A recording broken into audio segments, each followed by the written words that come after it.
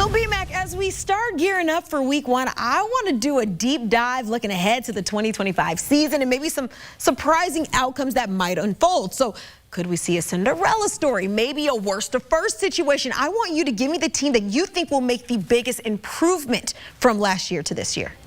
For me, without seeing any game in action, Kiana, it's easy. It's the New England Patriots, starting with getting the head coaching vacancy right and signing Mike Vrabel as their head coach. Outside of Sean McDermott, I don't know if there's another coach you trust more than Mike Vrabel when you look at his entire coaching resume in the National Football League. Then adding more talent to the overall roster was very, very important. They had the most cap space available, Kiana, in the National Football League, and they spent wisely. When you look at all the moves, proven commodities coming into the building, a resume of quality, high-level play. They brought those type of guys into the building, not to mention hitting on the draft as well. When you look at the draft picks they selected, starting off with Will Campbell, one of the best offensive linemen in the draft. So when you look at what they've done in terms of getting the coaching position right, adding veteran talent along with youthful talent as well, and then looking at their schedule, Kiana, look at the first 8 games for the New England Patriots. They have the Raiders, the Dolphins, the Steelers, Carolina, Buffalo, New Orleans, Tennessee, and Cleveland.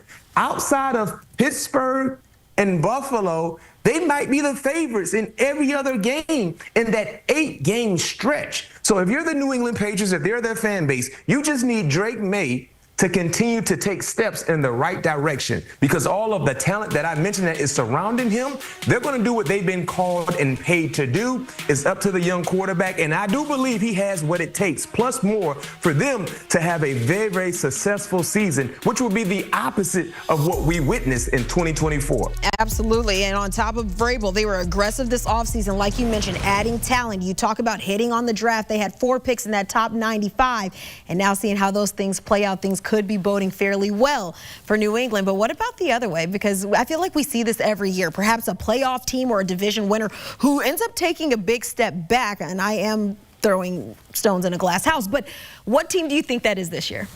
Well, the team that I'm going to mention, they didn't win the division, but they had a very, very successful year with a rookie head coach, and that's the Seattle Seahawks. So don't throw any things at me just yet. I'm not on the Apollo stage, so don't boo me, but hear me out. And the reason why I do believe, Kiana, the Seattle Seahawks potentially will take a step back is it's about the quarterback, right? When you look at the NFC West, I think the NFC West will be a very, very competitive division. But if you had to rank the quarterbacks in the NFC West, I think it's safe to say you would rank Sam Darnold last. And outside of that, in terms of being a competitive division, do we really trust Sam Darnold to do what he did in Minnesota? Because up until 2024, we never witnessed the level of play that we saw from Sam Darnold with the Minnesota Vikings. There will be a slew of new pass catches for him to get comfortable with in terms of that relationship and the entire offense. And I just don't know if he has what it takes to live up to the paycheck that he is receiving week in and week out, knowing the lights will be brighter over him than what we saw any other time in his professional career, especially as of late. So that is a concern for me. Like I said, I love the defense, I love the head coach, but it's all about the quarterback. And like I said, if you were to ask a room filled of 100 football fans out of the NFC West, which quarterback do you trust the least in 2025? I don't know, Kiana, but I think the consensus probably would say Sam Darnold. I'm just going to say that made me feel really good with you putting it that way. But you think about it, maybe I'm one of those people that suffer from recency bias, and I think about what Sam Darnold produced in the postseason this year. Regular season had a fantastic year, but I think that's something that could also play in a lot of people's minds when you are ranking those NFC West quarterbacks. But now I want you to give me your player that you've got your eyes on this season. Who's your guy that maybe you're going to urge people to stop and watch for this season? Maybe like you heard it here first. B-Mac told you on this day. Keep your eyes on this guy. Who is it?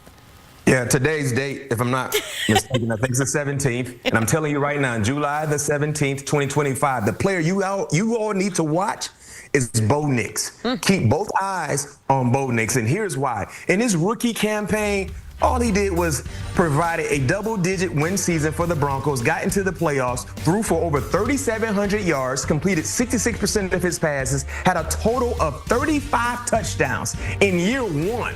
right? That was the first album. Now, when you think about this second album that he's in the studio trying to create, I think this one could go platinum. And the reason why I say that is because he has one of the best producers / coaches in the National Football League, and Sean Payton. Sean Payton made magic happen in year 1 with Bo Nix, but I think year 2 will be more magical based on all the talent they've added to this offense. This offense will be more talented than what we saw in 2024. Bo Nix will be more acclimated to this offense. So when you look at his skill set, right, his ability to throw the football, the accuracy, and not to mention Kiana, at any given time, he can become a +1 in the running game. I love that about his skill set because us as a defender, we're only scouting 11 guys. But when you can become a +1, it's almost like trying to defend 12 guys because your quarterback is 2 players in 1. The quarterback at any given time, he can be a runner. That is who Bo Nix is. And like I said, when you look at the young quarterbacks in the National Football League, I don't know if there's another coach I trust more so than Sean Payton in terms of his tutelage with young quarterbacks, and not to mention his overall mindset in terms of offensive game planning. Bo Nix is the guy that you might need to watch. I'm just going to say I was really digging this like music analogy that we had here. We had his first album. Next one's going to go platinum. And I want to build on that a little bit because on this next album, he has plenty of features with some of those new offensive weapons. So some features on that album. We're looking at Evan Ingram, J.K. Dobbins. So maybe this could be that platinum album for Bo Nix, yet to be seen. You heard it here, B-Mac. Standing on business where we are today. But okay, I want to get bold next. How about that? Give me a bold prediction that we could see come to fruition by season's end. This is very, very bold because this is one organization that people love to talk about more so with the negative than the positive. But I see the bigger picture with this organization. My bold prediction for this upcoming season, I believe the Dallas Cowboys will be a Super Bowl contender. Hold on. Let me explain to you why. When you look at the Dallas Cowboys, one thing we know about their starting quarterback, when he has been healthy, he is a winner. Right? He's shown the ability to win meaningful games to be able to get into the tournament. A year ago, with their star quarterback, Dak Prescott, only playing in 8 games, Kiana, they won 7 of those games. They were 7-10.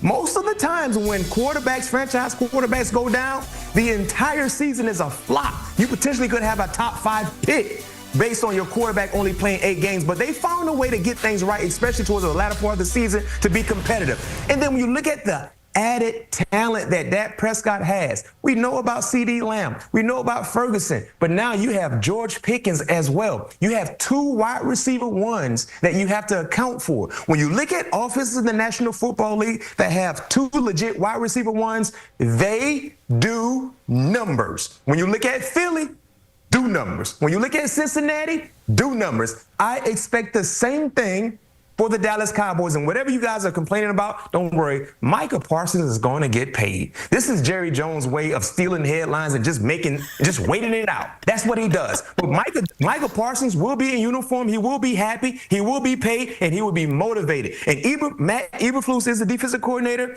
I understand he's not a really good head coach, but he is a heck of a coordinator. So I'm telling you this right now, and get this, Kiana. The thing about my bold prediction, guys and girls, we get chances to see it opening kickoff Thursday night. And what happens if, this is the big if they go out to Philly and beat the Philadelphia Eagles? Guess what? That bandwagon might be getting a little bit of crowd, might be getting crowded a little bit. I'm just saying. But like I said, don't boo me. I'm not on the Apollo stage, but just hear me out. Everything I said, when you look at past experiences with a healthy Dak Prescott, he's a winner. And you throw in George Pickens, a contract year, this could be for Jerry Jones that type of season. And it's a bold prediction. It's bold, but it can become a reality. Yeah, that's why it is called a bold prediction. Because, B-Mac, you know what? You're one of the smartest people I know, one of the most insightful people that I know. I just can't get with this pick you just made, but that is why I got to kind of reassure myself. That's why it's called a bold prediction. As always, B-Mac, I appreciate it. Let's not use that one again, though, okay? Deal? I appreciate it. Thank you so much. Well, it all leads up to this. Week 1 of the regular season just around the corner, including B-Mac's actual boys from to Steel City, and their freshly paid pass rusher in action facing their QB's former team.